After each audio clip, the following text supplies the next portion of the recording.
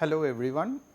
Today we are going to talk about power switches. The switches that we use in different applications of power electronics. So, the switches that we use in power electronics are listed as you can see here. This course is about multi-level converters, and the most frequently used power switch in present day multi-level converters is IGBT, insulated gate bipolar transistors, and the symbol of IGBT is shown here, the first one. The other important switch so IGBT is generally used at medium voltage levels, and so the rating of IGBT and other devices have been detailed in the next slide. But the main switches that we use in various applications of power electronics are IGBT, MOSFET, IGCT, GTO, thyristors and diodes. Now, in this course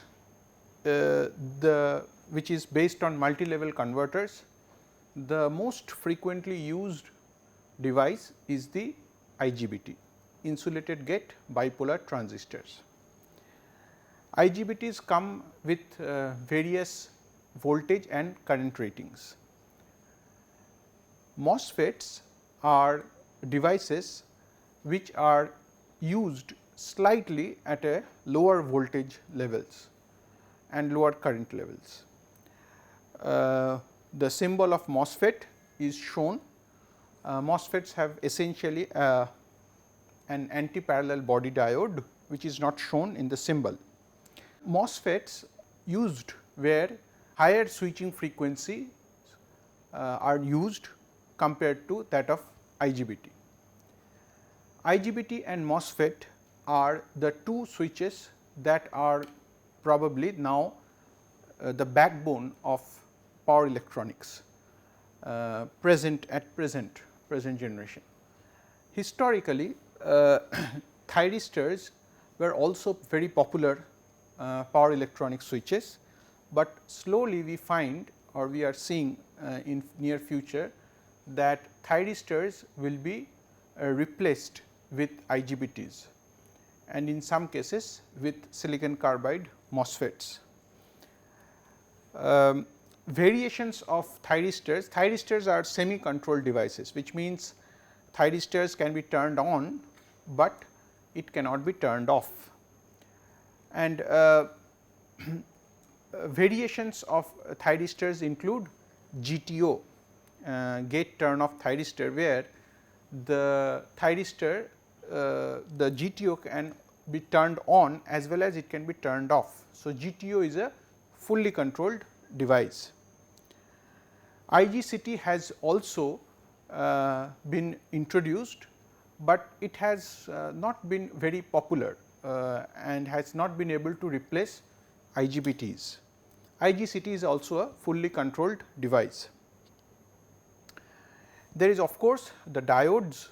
Diodes are used frequently in power electronics, and diodes are an uncontrolled switch. So, diode is basically a valve, it allows the current to flow in one direction only.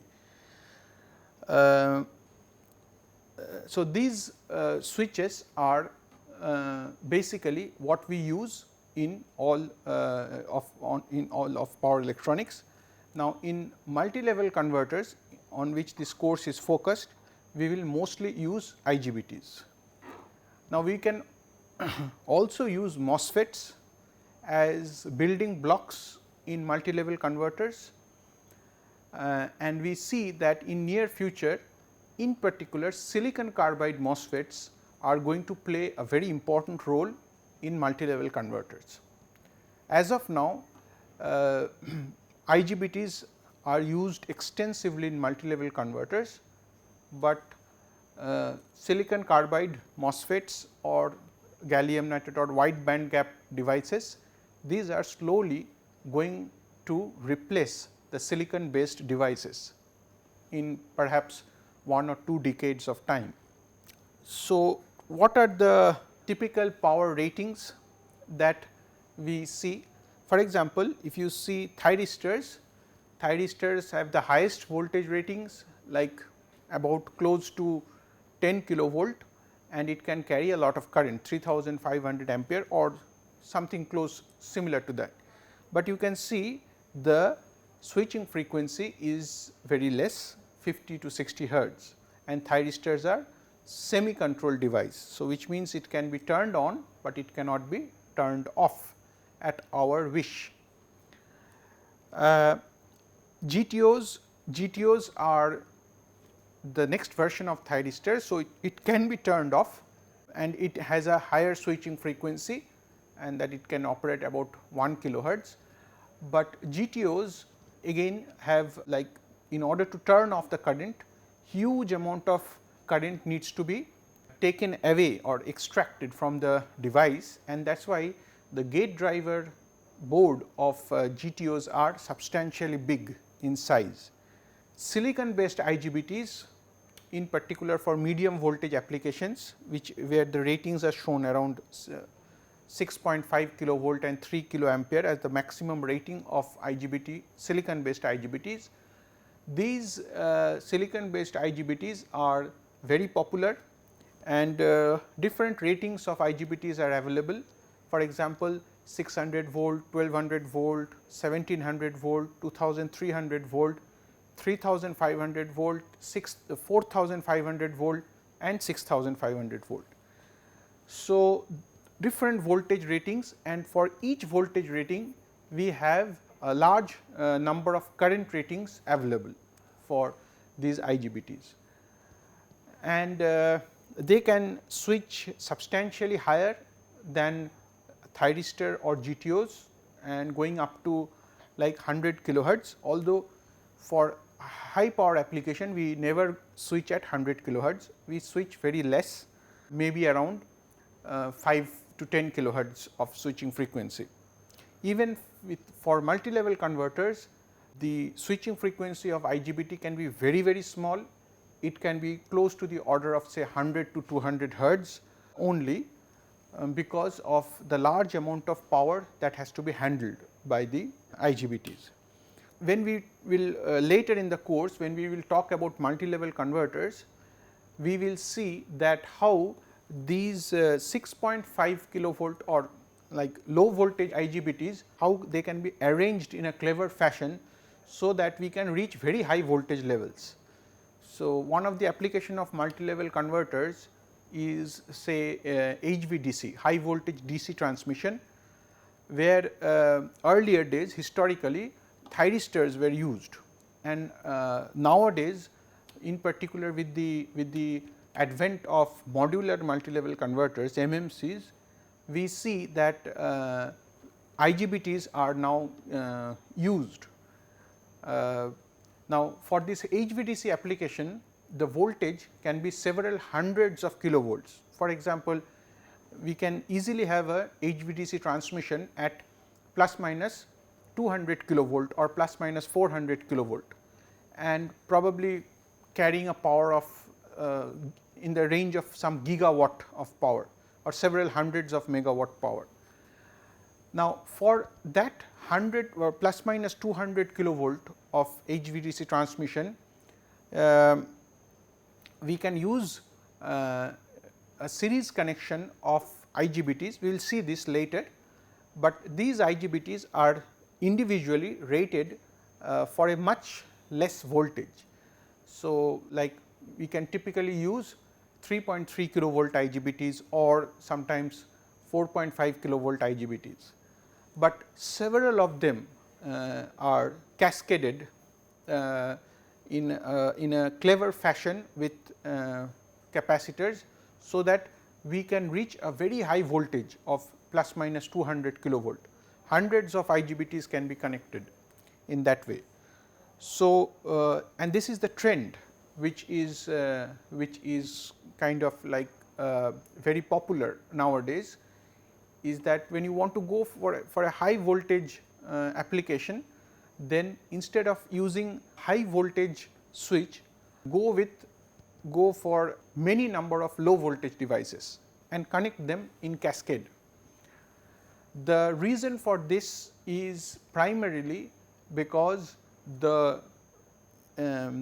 the low voltage devices, the expertise which we have is much more than with that of with the high voltage devices. For example, the gate driver boards and the amount of knowledge that the company or the manufacturer have with say 1200 volt IGBTs is much more, the amount of knowledge and expertise that is much more with 1200 volt IGBTs rather than with a 6.5 kilovolt IGBTs. So, many manufacturers tend to go with this 1200 volt IGBTs, but connecting them, a lot of them in cascade or series connection. We will see this later in somewhat more details when we how do we cascade them and how do we connect the topologies like that. The other device that we have here is the silicon based MOSFETs. Silicon based MOSFETs are used extensively at low voltage applications. For example, automotive power electronics, that is like everywhere, or predominantly silicon MOSFETs are used. So, they are like maximum voltage rating is 600 volts, but 100 volt MOSFETs, for example, for various 48 volt applications are very popular. Then 600 volt is the maximum rating and around 300 to 400 ampere, but you can see the switching frequency of MOSFETs can go very high, okay, much higher than IGBTs. Okay. And then we have something which we have written at the end is silicon carbide based MOSFETs, or rather I should modify this and say that wide band gap based devices made up of better material. Okay, silicon carbide or gallium nitride, these devices based on these material are much having, it can tolerate a higher temperature and the voltage blocking capacity is also substantially high. As of now, the silicon carbide MOSFETs are coming around 1200 volts and 600 to 700 amperes, the maximum rating, but the switching frequency can go very high, like tens of megahertz. Now, although the silicon carbide MOSFETs are now coming into the market, we will see that silicon based IGBTs will continue to dominate at least for the next decade, and slowly thyristor based devices, it is expected that thyristor based devices or thyristor based converters will get slowly replaced by all these silicon based IGBTs, and silicon carbide based devices will slowly replace or will be the most dominant power devices in near future. So, many silicon carbide based devices like silicon carbide based MOSFETs have already come into the market, like many PV converters are nowadays coming in the market with silicon carbide based MOSFETs, and because they can switch very fast. So, the size of the passive components, inductors, capacitors, these will these are going, or the size of them are going down. In case of multi-level converters, silicon based IGBTs are going to dominate, but in near future probably silicon carbide based devices are going to replace these silicon based devices, simply because of the reason that silicon carbide is a better material electrically. So, this is kind of like a rough status or state of the art of how the devices stand against each other as of now. There are several manufacturers who make power devices, and like Semicron, Infineon, Mitsubishi, Cree, they make power devices of a large number of different voltage rating and current ratings. If you go to their websites, these manufacturers, if you go to their websites, you get a lot of information, and these information are very, very useful. And for any design engineer or for anyone who is studying power electronics, it is a must that you visit these the websites, not only to know about what are the types of devices available, but also to know that there is a something called as application notes for these devices, where the typical applications and what are the challenges in those applications, how to overcome those challenges. For example, how to design a gate drive board for these devices. Many useful information are available in the websites of these manufacturers. So, the application notes are must be studied along with the devices, so that the person can learn what are the real life challenges, how to implement many things, how to design heat sinks, how to get the heat dissipated, and many other things from the application notes. So, here I am showing basically a picture of the IGBT, and let me also show you the real picture, the real device here. Yes. So, this is the IGBT that this is one IGBT which we have taken. So, if you see the size of this is a pen here, or maybe I will put my hands here, and you can see what is the size of this device. And this is an IGBT which we have actually, while we were doing experiments in the lab, we had destroyed the IGBT, and so I thought of like opening up the device and see what is inside. So, if you, so this is like, this is the case. If you open it, it comes something like this. So, this was the case, and this is how it looks like here. There is a IGBT here. Now, if you look into this case properly, you can see what is there. This IGBT is made from semicron, and it is a half bridge. Okay. That means, there are 2 IGBTs and anti-parallel diodes. So, there are altogether 4 devices here, and there is something written here which denotes the rating. It is written here SKM 200 GB 12V. So, this basically, if you go to the data sheet or if you search in the internet, you will find that this SKM 200 GB 12V, this is corresponding to 1200 volt 200 ampere IGBT. How is the connection? You can see the connection is kind of like this way. The connection is, so it is like this. These are the 3 terminals. Okay. These are the 3 terminals of the half bridge, and these 3 terminals are this 3 terminals here. Okay. These 3.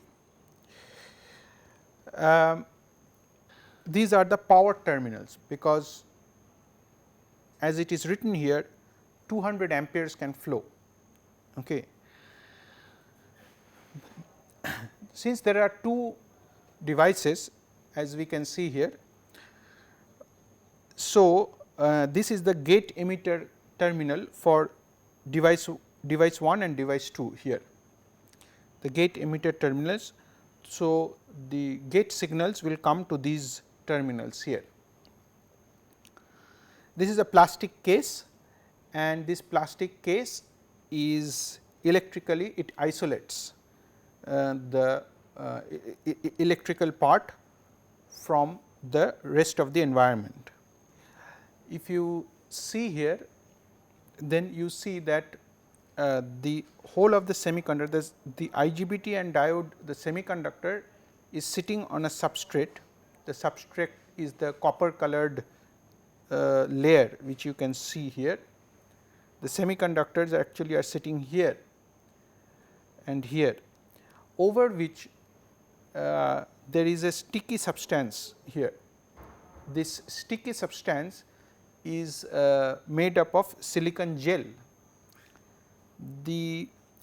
So when you open the casing, you will see that the whole device is filled up with the silicon gel. The purpose of the gel is to prevent the semiconductors from coming in contact with moisture. Okay. Now, if you clean up this gel like I have done here, then you see that you basically reach to the semiconductor. Here you can see the bond wires. Yeah, this is the IGBT, the chip IGBT here, and the semiconductor IGBT, and here is the diode chip there, and they are connected via these bond wires. You can see the bond wires. Some of these bond wires have been lifted. As you can see here, some of the bond wires have been lifted. There is a black spot, probably this black spot is one of the reasons that this device had failed. There was a local thermal hot spot most likely. And also you can see that they are, the IGBT and diodes are interconnected via these bond wires. There are actually 4 such IGBT diode pairs in this half bridge. So, there is 1, 2, 3, 4 such pairs. So, if you look also the heat sink, or if you see the base plate of this device, you will find that it is made of a highly thermally conductive material. Now, remember that temperature control or keeping the temperature inside power devices is very important requirement. The main reason of failure of power semiconductors, the primary reason is high or prolonged temperature exposure. So, all power devices are rated for a certain temperature limits. For example, junction temperatures in many power devices is recommended to be like 150 degrees. Okay. So, junction temperature will be the temperature inside here, whereas case temperature in many cases is recommended or should be close to like between 60 to 70 degrees maximum. It should be less than that if possible. Now, temperature plays a very vital role in the lifetime or in the longevity of devices. So, there is something called as an Arrhenius principle. The Arrhenius principle is used in the industry quite frequently, and it says that for every 10 degrees centigrade rise in temperature, the lifetime of the device goes down by half. So, every 10 degrees centigrade you increase the temperature, the lifetime will go down by half. This is just a very thumb rule, but it is practiced in the industry, and this principle is very important while you design the heat sink or while you design how much should be the losses in the device. So, on one hand you would like to increase the switching frequency, because then your inductor capacitor sizes will go down, but increasing the switching frequency will lead to increased losses, switching losses, and losses means more temperature rise, because losses will appear as heat and it will increase the temperature. So, elaborate arrangements must be made to take this heat out. In many cases we find that in a power converter the material that has the largest volume is the heat sink. So, the temperature rise is something which must be controlled and elaborate arrangements are made. For example, in power converters sometimes we find that the size of the heat sink is or the heat sink has the largest volume of among all the components in a power electronic converter. It is because we would like to dissipate the heat as effectively as possible, and we would like to keep the temperature down, not only for the steady state operation of the device, but also in terms of the longevity of the device. So, you will find that like this here in this device, you will find that the base plate, the size of the base plate you can see is substantially big, so as to dissipate the heat effectively.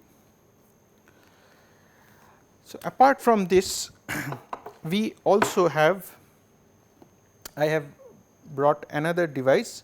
This device, this is a power silicon carbide power MOSFET.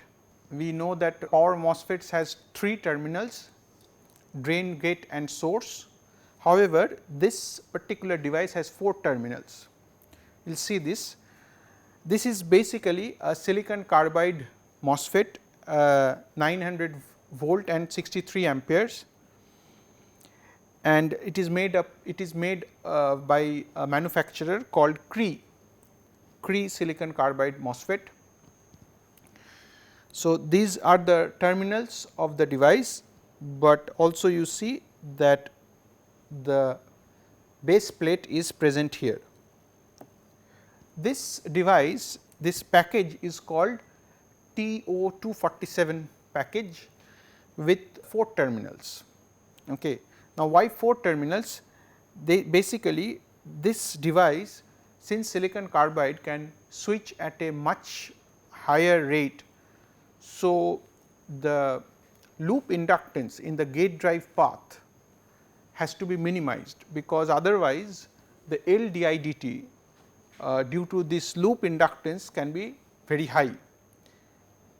So, to minimize the loop inductance, the source is there are 2 terminals available from the source. One is the source terminal, which is carrying the current, main power circuit current, which is flowing from the drain and going through the source, and there is a second source terminal, sometimes called the Kelvin source terminal, and this terminal is connected to the gate driver board in order to minimize the loop inductance seen by the gate driver board. So, you can see that so this is a single silicon carbide MOSFET, and you can understand the size of this device. It is compact. Many such silicon carbide devices are now coming to the market, and we expect that in near future, at least at the low voltage level, silicon carbide will become the most popular device, the cost is at present quite high, but the cost will substantially go down once more and more adoption of silicon carbide takes place. So, with this we conclude the basic introduction to the power devices, where we see that the silicon based IGBTs are going to dominate the market, at least at the medium voltage, medium power rating.